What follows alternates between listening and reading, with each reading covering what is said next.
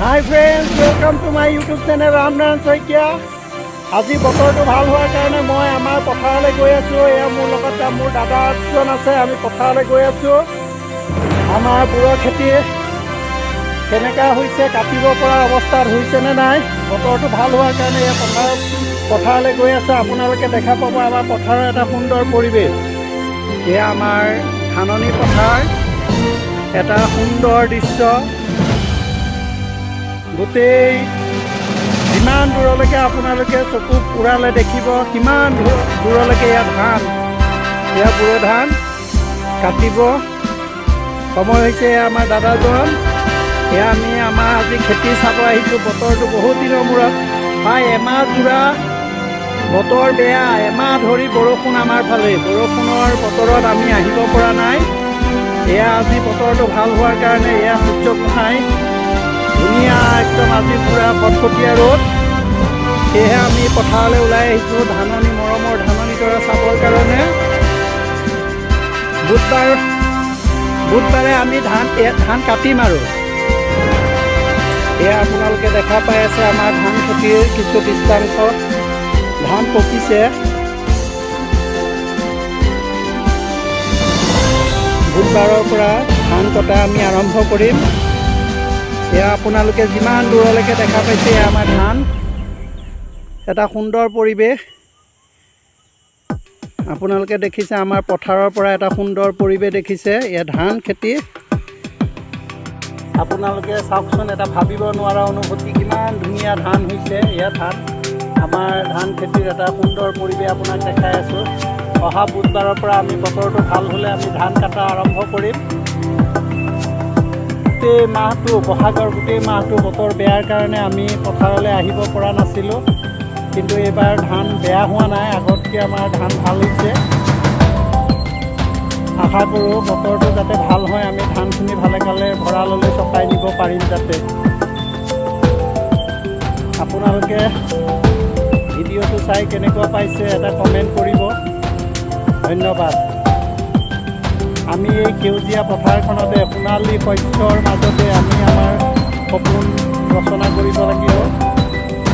আমাৰ হাততে আমাৰ ভৱিষ্যত আমি গঢ় দিব পাৰিম। ঘৰত এনেই বহি থকাতকৈ আমি আমাৰ খেতি পথাৰত যদি আমি খেতি শস্য কৰোঁ, তেন্তে হ'লে আমি আমাৰ আৰ্থিক সমস্যা কিছু দূৰ কৰিব পাৰিম। আমি কৰ্মব্যস্ততাৰ মাজতো আমি খেতি বাতিত অকণমান নিজকে নিয়োগ কৰোঁ। আপোনালোকে দেখা পাইছে, যিমান দূৰলৈকে দেখা পাইছে, এয়া আমাৰ ধান খেতি। ইয়াৰ পিছত আপোনালোকক আমাৰ হেন্দালিত থকা পটল খেতি, ভোল খেতি, জিকা খেতি, তাৰ এটা সুন্দৰ দৃশ্য আপোনালোকক দেখুৱাম। জয় আই অসম। সেউজীয়া পথাৰখন আজি যেতিয়া সোণালী ৰং পাইছে, মনত এটা নতুন আশাৰ ৰেঙনি জাগিছে।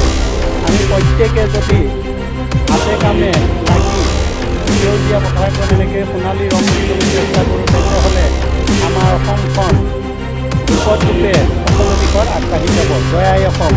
সকলোৱে খেতি বাতি কৰি নিজৰ অসমখন বচাত অকণমান অৰিহণা যোগাইছে। জয় আই অসম। ধন্যবাদ। নিজৰ দুহাতৰ পৰশত যেতিয়া সেউজীয়া পথাৰখনে সোণালী ৰূপ লয়, তেতিয়া সঁচাকৈ মনটোত বৰ আনন্দ লাগে। সোণগুটিয়ে যেতিয়া ঘৰখনৰ ভঁৰালটো শুৱনি কৰে, ঘৰত যেতিয়া লক্ষ্মী আই যায়, সোণালী ভঁৰালত যেতিয়া সোণগুটিয়ে ঘৰৰ ভঁৰাল উপচি পৰে, তেতিয়া সঁচাকৈ মনটো ভাল লাগে। আজি মোৰ মনটো ক'ব নোৱাৰা এটা আনন্দৰ অনুভূতি উকমুকাইছে। মোৰ মনটো আজি আপোনালোকক ক'ব পৰা নাই মই কিমান যে আনন্দ অনুভৱ কৰিছোঁ। মোৰ শৈশৱৰ দিনবোৰ মনত পৰি গৈছে। আজি কিমান এটা আনন্দৰ দিন। নিজকে সেউজীয়া পথাৰৰ মাজত সোণালী, নিজৰ হাতেৰে সেউজীয়া পথাৰখনৰ সোণালী ৰূপ দি আজি ইমান আনন্দ লাগিছে।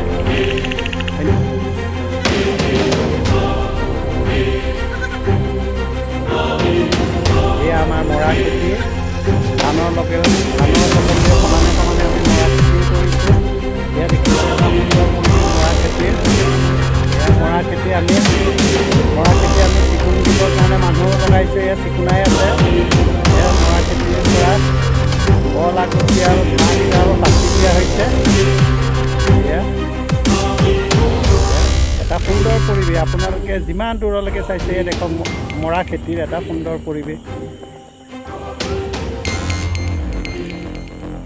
মৰা চিকুণাই আছে আমাৰ সম্পৰ্কীয় দাদাই, তেওঁ কাম কৰিছে আমাৰ খেতিতে। মৰাত থকা অলাগতিয়াল গছবোৰ আমি বাছি দিব লাগে। ভালকৈ কৰিব দেই, ভালকৈ কৰিব। বঢ়িয়া, দিনটো কৰি আছে ন? হয় হয়, আজি বতৰ গৰম পাইছেতো, বতৰটো ভাল পাইছে, কাম কৰি আছে। অঁ, জীয়াই জীয়াই কৰিছে, ধুনীয়া ধুনীয়া।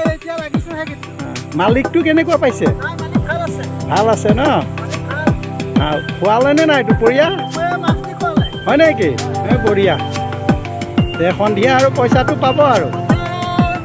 আমাৰ টেঙাবাৰী, আমাৰ দাদাই লগাইছে ইয়াত টেঙাবাৰী।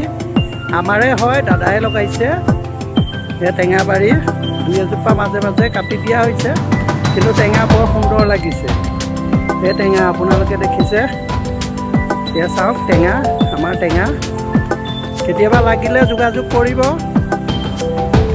এয়া টেঙা খেতি এবিঘাৰ ওপৰত আছে আমাৰ টেঙা খেতি। টেঙা আছে, টেঙা খেতি আমাৰ ধুনীয়া হৈছে।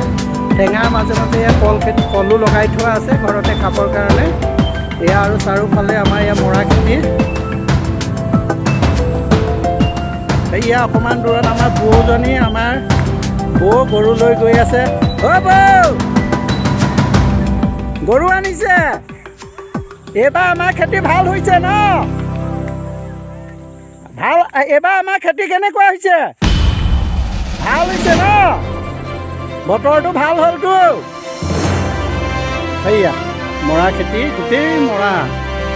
আৰু এয়া আমাৰ টেঙা খেতি, কল খেতি। আপোনালোকে দেখিছে এটা সুন্দৰ পৰিৱেশ, গাঁৱলীয়া পৰিৱেশ আপোনালোকে দেখিবলৈ পাব।